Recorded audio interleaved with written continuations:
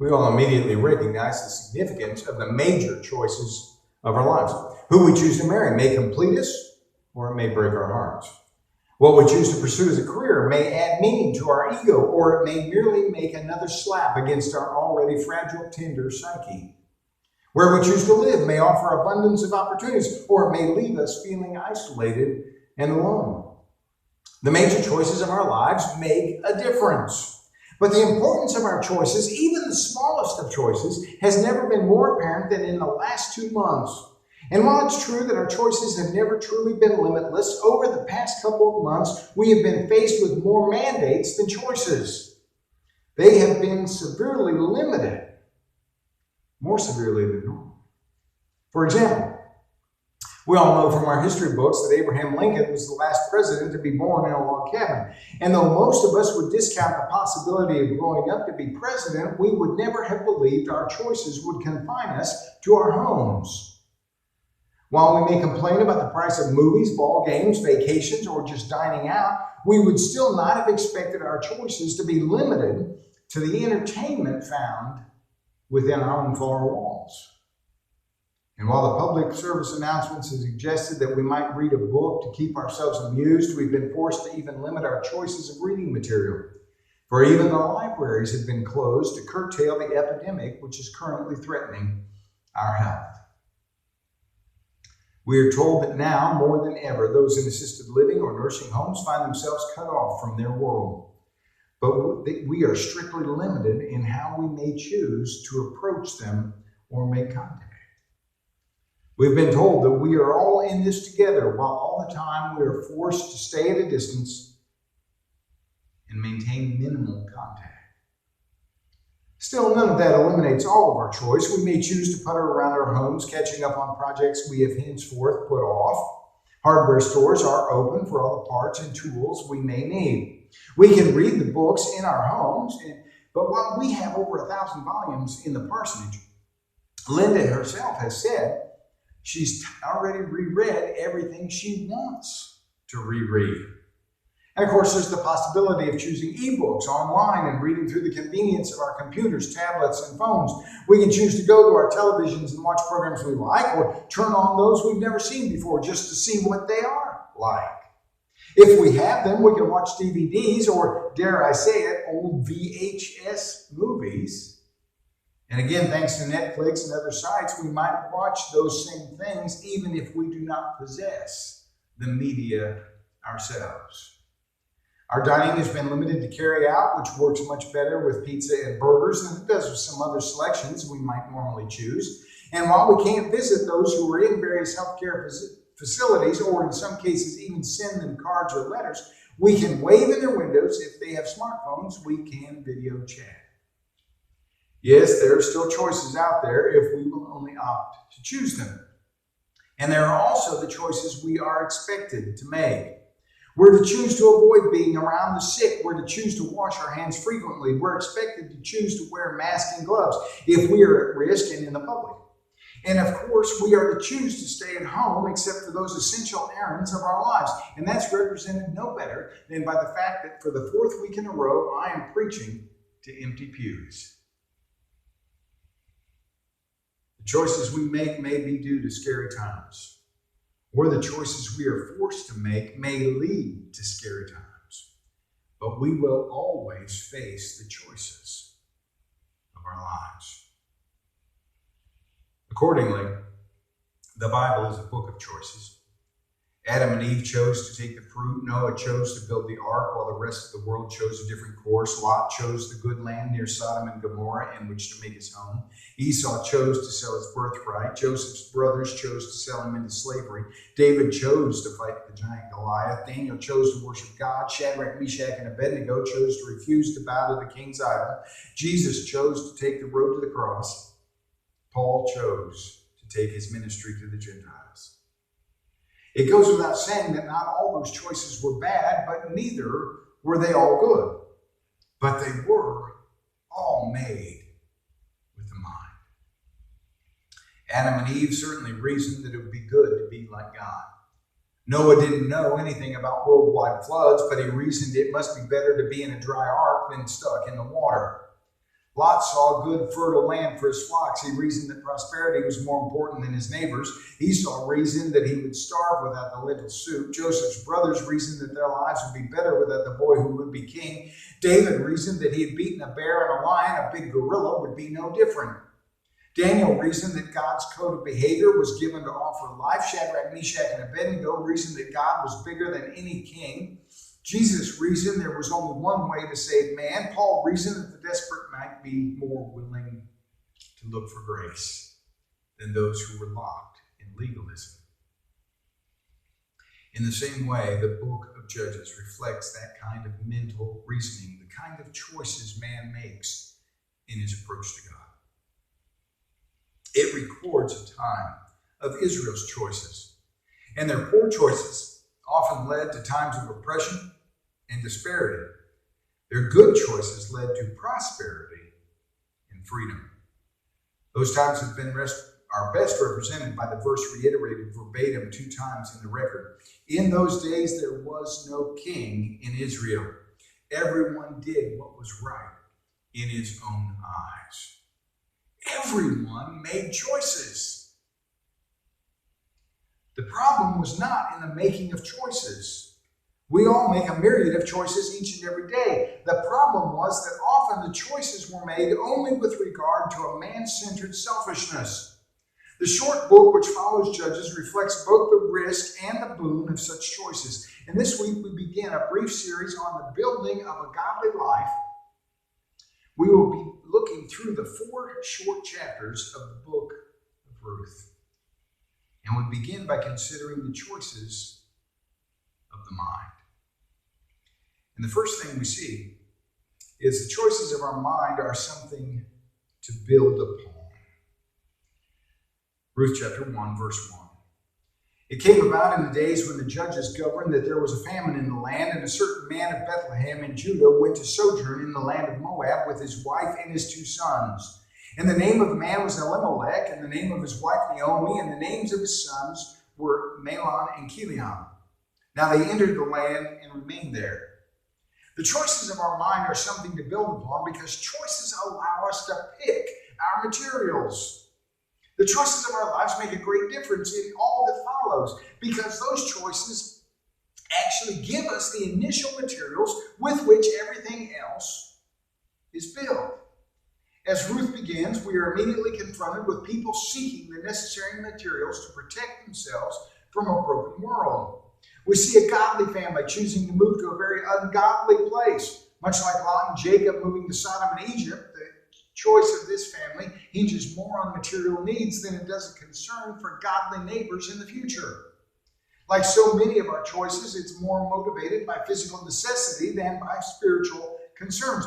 Rarely does a man who is offered more money and a better title at a more prestigious firm stop and ask the question, what churches are available in which I might worship? Unfortunately, this family is not facing a win-win situation. Like many of our choices, theirs is confined to a lose-lose type. To understand their choice in our own lives, we need to feel their desperation. In effect, Elimelech has reasoned we can starve with the godly, or we can eat with the godless. In our lives, we may never have felt that kind of desperation.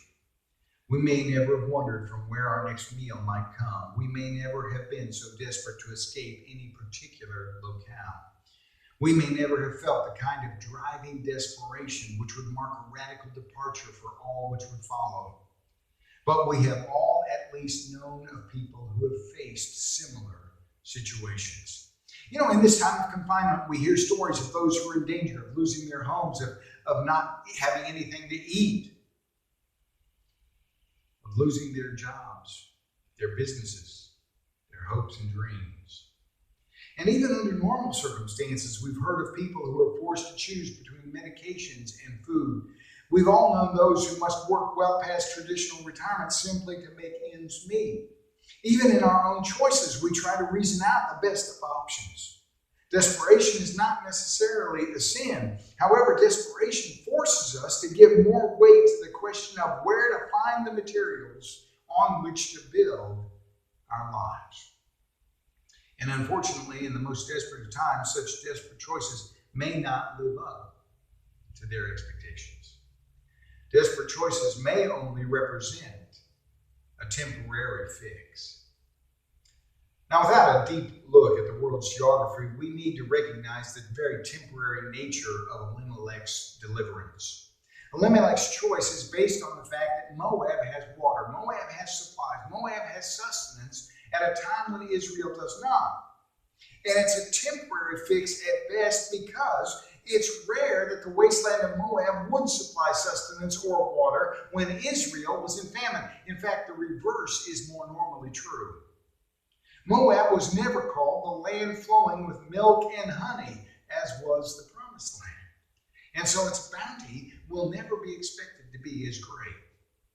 Israel skirted Moab on its way to Canaan, and no one wanted to stay because it looked like it had absolutely everything they would need.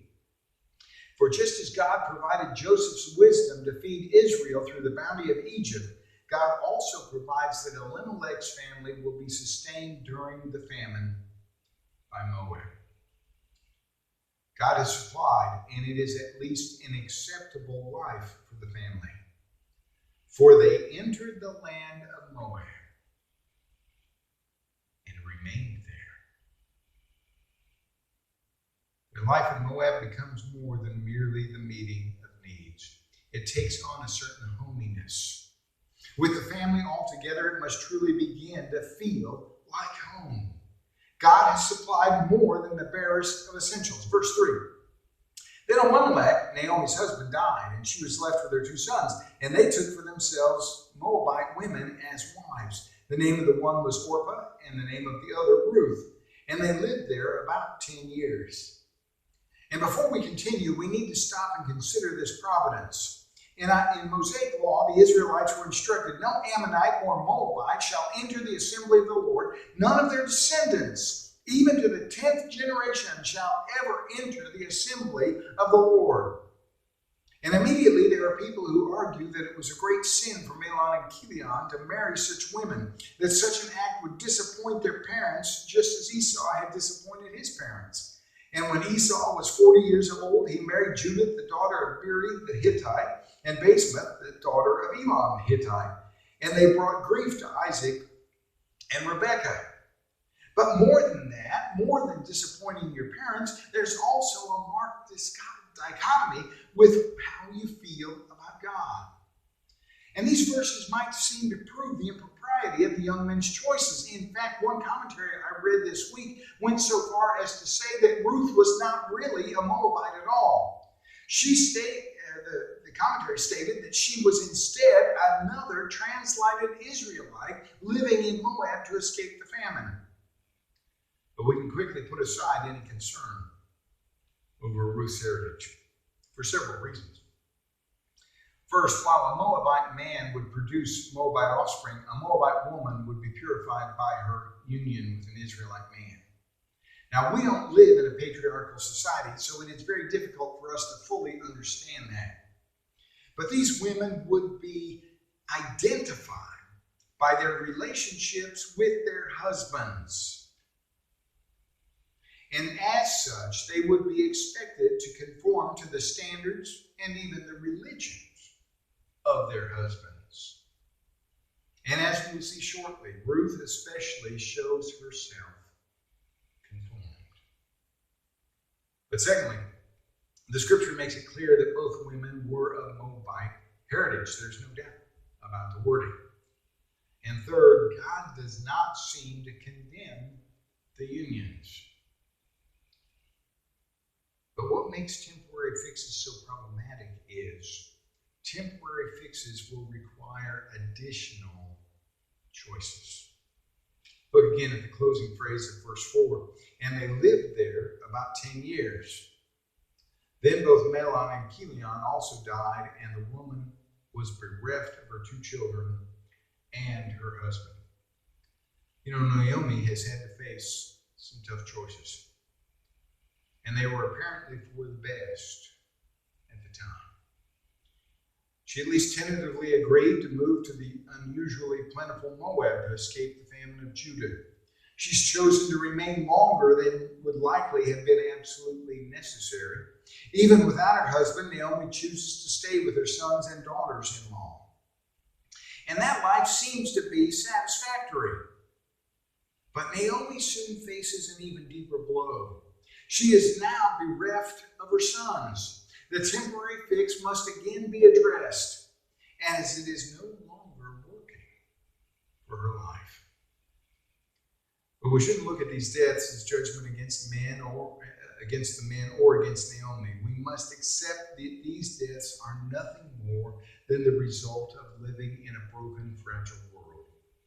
As we mentioned a moment ago, the scripture gives no indication at all of God's anger, God's despair, God's displeasure in the marriages. And in the later chapters, it is the fact that Ruth is considered an Israelite widow, which demands the kinship redeeming that becomes so critical to her life. Naomi has come to the point where there is nothing of the temporary left to hold her in Moab. So, she arose with her daughters-in-law, that she might return from the land of Moab, for she had heard in the land of Moab that the Lord had visited his people in giving them food. So she departed from the place where she was, and her daughters-in-law with her, and they went on the way to return to the land of Judah. Naomi makes what seems to be the next reasonable choice. She's going to return to Israel. She's going home. She leaves nothing in Moab. Israel calls to her heart, and there the commands of the Lord dictate at least rudimentary care for all widows. It is not much, but it's all the resource she feels she has left on which to hold. And so the second thing we learn about choices is the choices of our mind change the location of our home. While our Lord was talking specifically of gold, lush materials, and a comfortable life, the general intent of his words apply now. For where your treasure is, there your heart will be also. Naomi is now looking for the only home in which she feels she has left. It is in a return to God's people, to God's providence, and to the place she has always called home. It may seem odd to read that Naomi spent over 10 years in Moab, but was never really calling it home. But it's not all that unusual. We still see the same thing in the lives of those in the 21st century.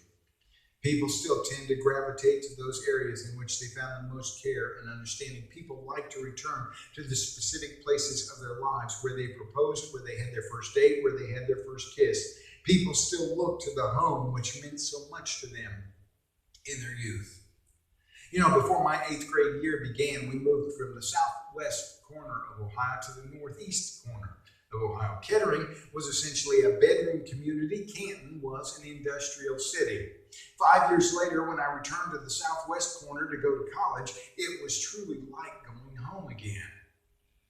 But even there, I had a desire. So one weekend, after a particularly bad week, I drove the 45 miles to Kettering. I went to church where we had gone to church as children.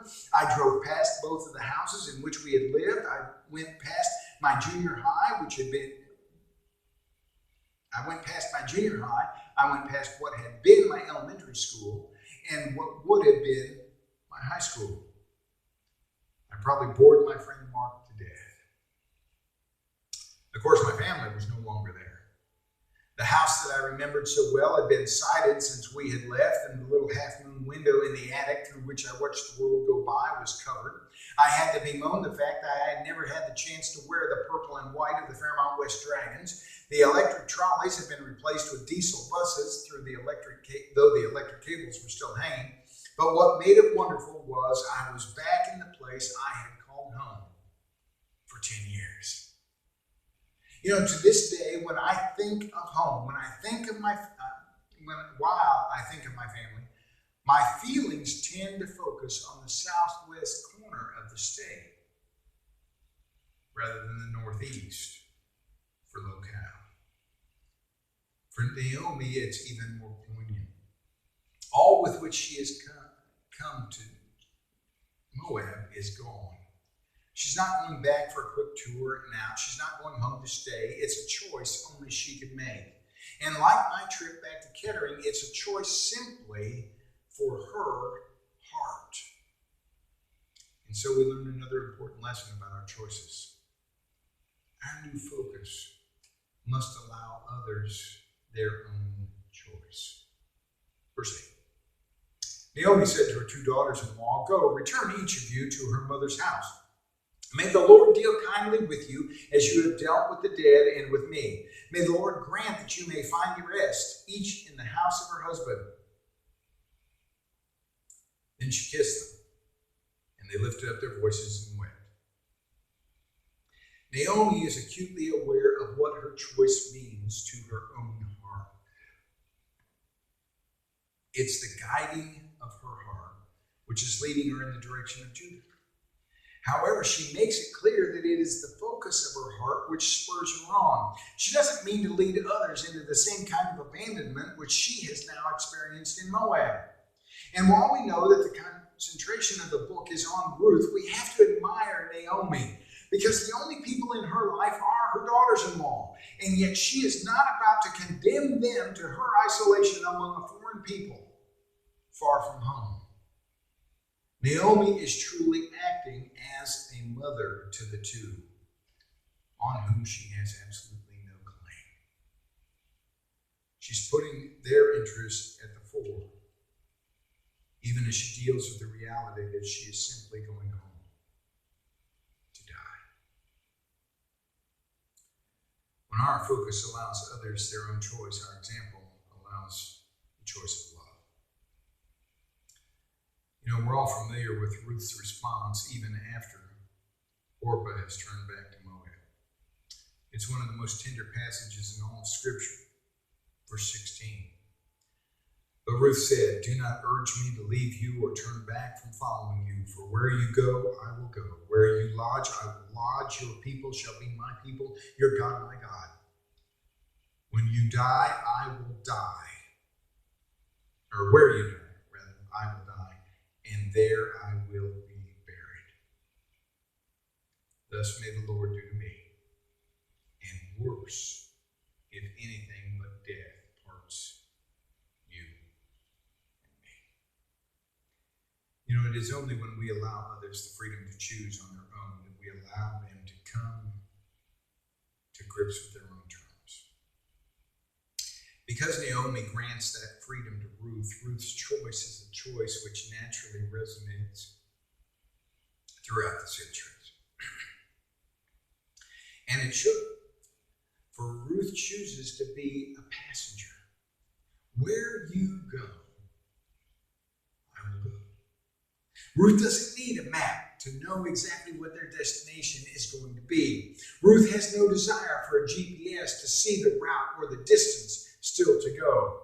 Ruth's not going to even take the wheel. Ruth simply trusts in the one who has become a true mother to her. She trusts in the direction of Naomi. But not only does she choose to be a passenger, Ruth chooses poverty over prosperity. Where you lodge, I will lodge. Ruth is not returning to Judah with any hope of great things, a big house, a fine estate. She undoubtedly knows that the Israelites are instructed to at least moderately provide for widows, but she almost certainly must be aware that such provision is only provided in small recompense for real, arduous labor. And while this is not one of the phrases we typically focus on, we need to at least keep in the back of our minds the relationship it indicates between the 2 women. How much better is a life promising only hard work and poverty than a life of rest with a husband? What makes such a life more promising than that which she leaves behind? How impacting must be her relationship with Naomi? And the answer to that question may give us some insight into why the church so often fails in its mission. We've never become the kind of people want to be. We've never shown the kind of character that makes people want to be a part of what we have. We don't represent a God who will provide meager food, blistered hands, and sore backs, along with a real spirit of joy. We offer a God with the promise of insulation from the evils of the world, but who's never reshaped our own spirits. But Ruth has no such false expectations. In the last 10 years, in the life of Naomi, in a relationship Ruth has developed with her, Ruth has come to know there is so much more.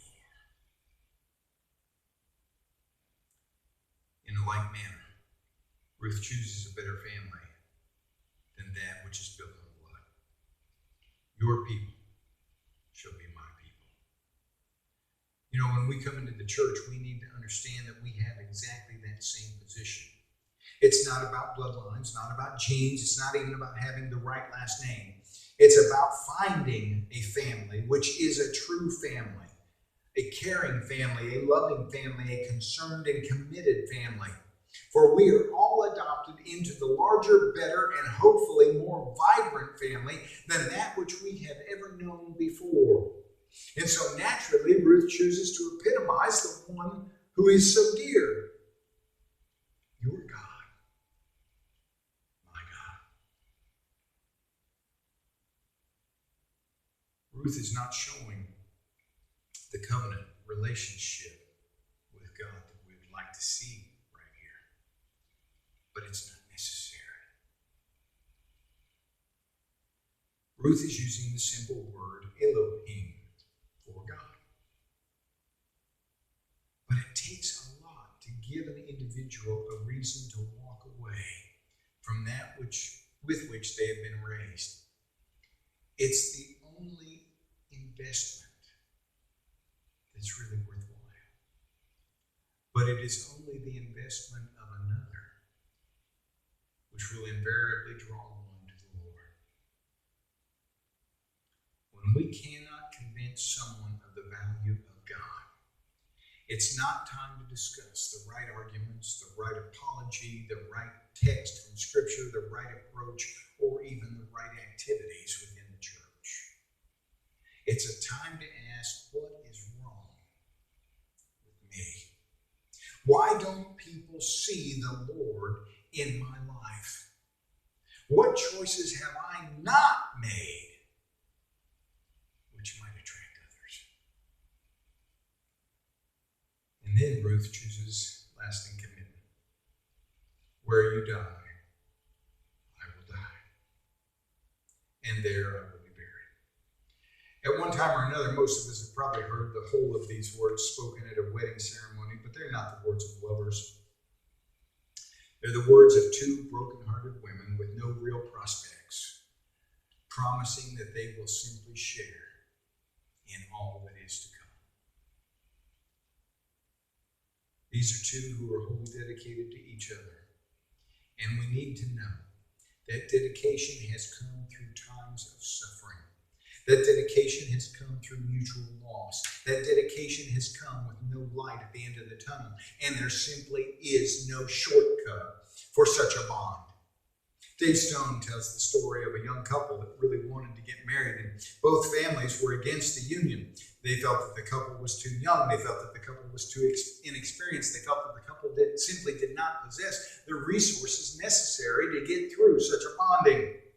But as so happens, so often, the young couple got married anyway.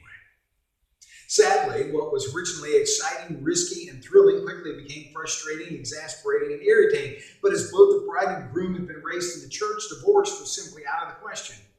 Finally, one night, the young bride came to her husband and said, "Look, we were both raised in the church, so we can't divorce, but I have a solution. Let's both pray that one of us dies.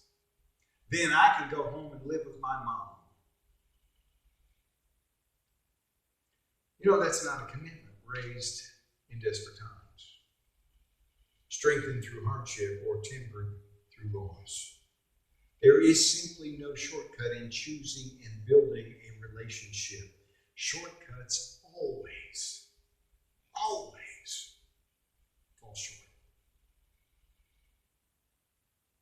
So finally, the choices of our mind are God's building blocks. Let's face it, we all make bad choices. We eat foods we shouldn't eat. We speed when we are late for work or an appointment. We accept first impressions of people. We take on responsibilities we cannot handle, or we refuse responsibilities we should take on. But even in the very worst, God can build those choices into a mansion fit for his kingdom. Verse 19. So they both went until they came to Bethlehem. And it came about when they had come to Bethlehem that all the city was stirred because of them. And the women said, "Is this Naomi?" And she said to them, "Do not call me Naomi. Call me Mara. For the Almighty has dealt very bitterly with me.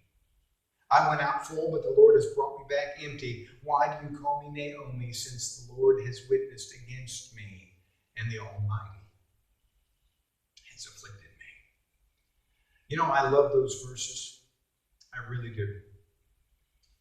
Ruth's response to Naomi is almost too good for most of us to relate well to. But Naomi's response to the women of Bethlehem, probably old friends, childhood acquaintances, distant relatives, is more in keeping with how we all feel when things have been tough, and really tough, for a really long time. A lot of commentaries make a lot of these verses saying how bitter Naomi has become in her old age. After all, Naomi translates as pleasant, while Mara translates as bitter.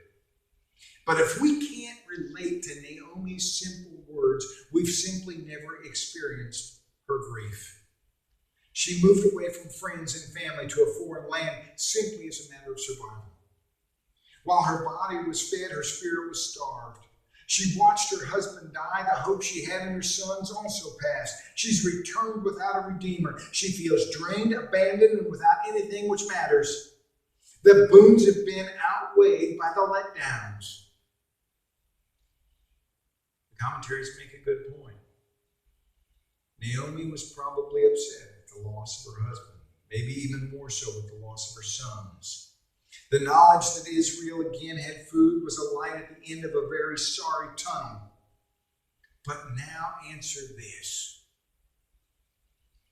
Would Ruth and Orpah have clung to her so desperately if she had nothing left in her life? The bitterness. Naomi wasn't bitter, but all of her experiences had been. And she was no longer in the flower of her youth. There was no perceivable opportunity to start again. Naomi may not have everything she hoped to have at this point in time,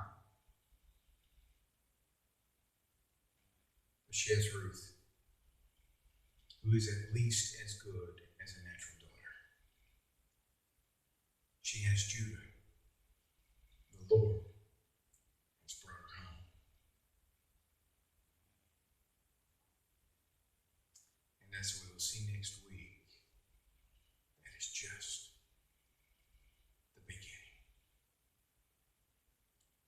This week I encourage you to read the whole of this little masterpiece.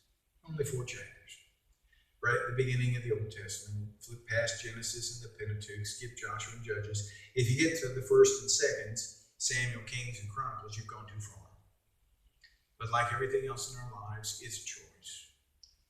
And it's only when our choices are personalized that they really are taken to heart. And that's true whether we're picking a spouse, picking a color for our new car, or picking a God to lead us through this life.